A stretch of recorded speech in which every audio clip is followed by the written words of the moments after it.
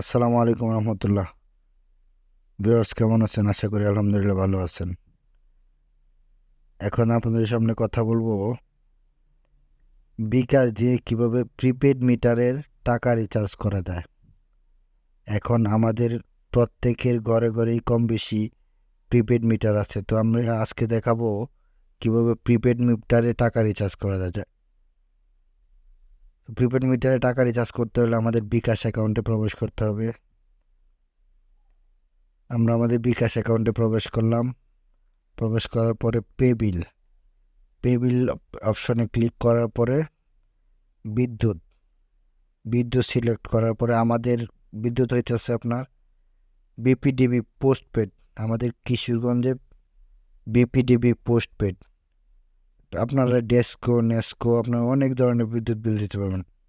পল্লী বিদ্যুৎ প্রিপেড, পল্লী বিদ্যুৎ postpaid, DESCO prepaid, DESCO postpaid, NESCO prepaid, NESCO postpaid, DPDC, BPDB, West zone.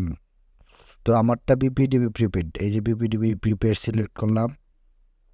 তো আমাকে মিটার নাম্বার দিতে হবে।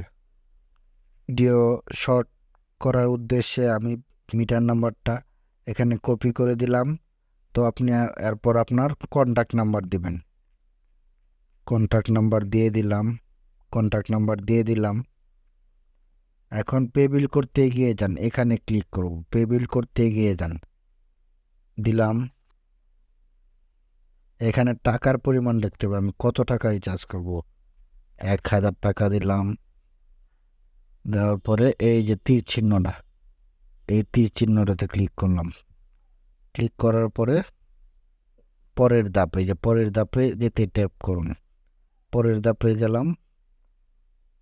আমাদের যে অ্যাকাউন্টের যে নাম আছে এই নামটা এখানে শো করবে। এই জিনিসটা সবসময় লক্ষ্য রাখবেন।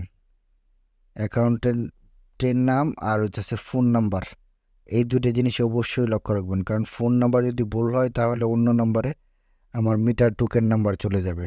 তো ফোন নাম্বারটা দেখবেন আর এখানে মিটারের নামটা শিওর হয়ে নেবেন। তার পিন নাম্বার দেওয়ার পরে এই যে পে বিল করতে ট্যাপ করুন, ধরে রাখুন।